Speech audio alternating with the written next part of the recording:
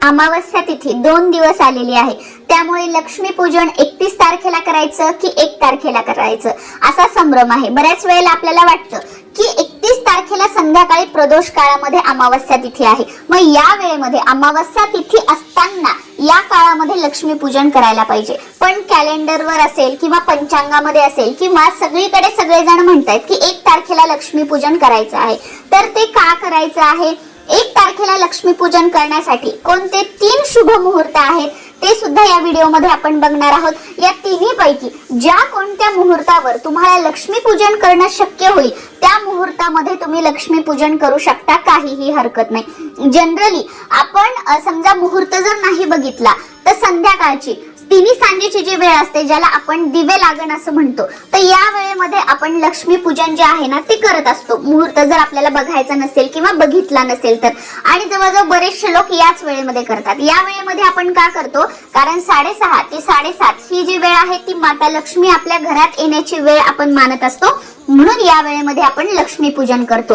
पण बरेच जण काय आहे ना की मुहूर्तावर या गोष्टी करतात की या मुहूर्तामध्ये मला पूजन करायचं आहे, त्यामुळे आपण मुहूर्त बघणार आहोत। या तिन्ही पैकी कोणत्या मुहूर्तात तुम्हाला करणं झालं नाही तर अगदी संध्याकाळी प्रदोष काळामध्ये म्हणजे दिवे लागण्याच्या वेळेला सुद्धा तुम्ही लक्ष्मी पूजन केलं तरी सुद्धा चालेल, काहीही हरकत नाही। आणि या तिन्ही पैकी एक मुहूर्त जो आहे ना तो या प्रदोष काळामध्ये सुद्धा आलेला आहे, त्याच्यामुळे प्रदोष काळामध्ये आपण लक्ष्मी पूजन करू शकतो।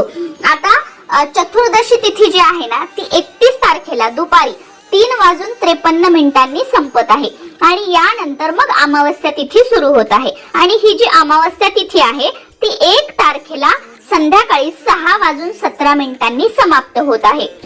मग 6:17 दुसऱ्या दिवशी अमावस्या तिथी संपली तरी सुद्धा आपल्याला 1 तारखेलाच लक्ष्मी पूजन जे आहे ते करायचं आहे। आता हे का करायचं आहे? कारण धर्मसिंधू ग्रंथ, पुरुषार्थ चिंतामणी ग्रंथ, तिथी निर्णय, व्रत पर्व विवेक किंवा इत्यादी अजून जे ग्रंथ आहेत त्याच्यामध्ये सांगितलेलं आहे की 1 तारखेलाच लक्ष्मी पूजन जे आहे ते करायचं आहे। या ग्रंथांमधील वचनांचा विचार करून हे ठरवलं आहे की 1 तारखेला लक्ष्मी पूजन करायचं आहे। ह्या सगळ्या ग्रंथांमध्ये ओवी स्वरूपात म्हणा किंवा असं लिहिलेलं आहे की का करायचं आहे, तर त्या ग्रंथांमध्ये असं म्हटलेलं आहे किंवा या ग्रंथांमध्ये जे लिहिलेलं आहे त्यानुसार म्हणजे मराठीत आपल्या साध्या सोप्या भाषेत त्याचा अर्थ असा होतो की अमावस्या 3 प्रहरानंतर संपत असेल आणि प्रतिपदा 3:30 प्रहरानंतर संपत असेल तर दुसऱ्या दिवशी लक्ष्मी पूजनादी करावे।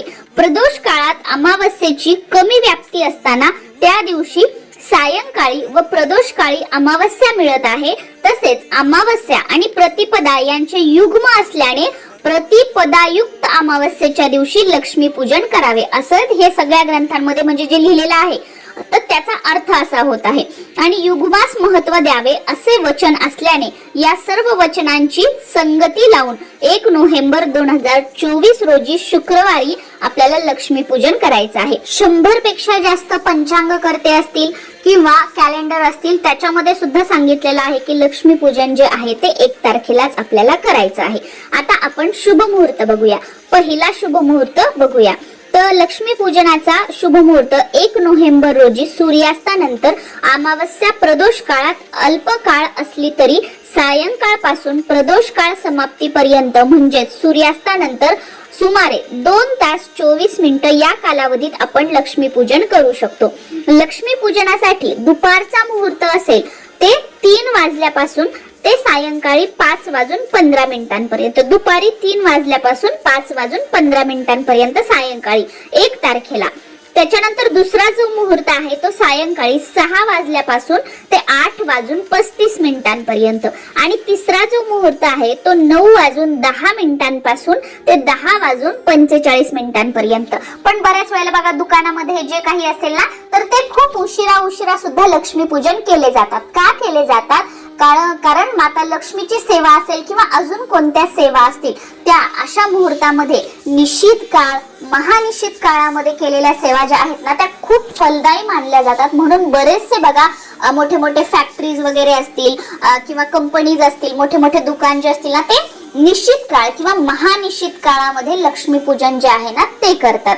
यावेळेला ते केलेलं अजून म्हणजे जे आपण म्हणतो ना की मंत्र स्तोत्र याच्या सिद्धी प्राप्त करणं किंवा विविध ज्या तांत्रिक गोष्टी वगैरे असतात त्या सिद्ध करणं किंवा तुम्हाला अजून काही वस्तू कोणत्या सिद्ध करायच्या असतील तर त्यासाठी हा जो निश्चित काळ आणि महानिश्चित काळ आहे ना तो महत्वाचा मानला जातो. सिद्धी यामध्ये लवकर प्राप्त होतात.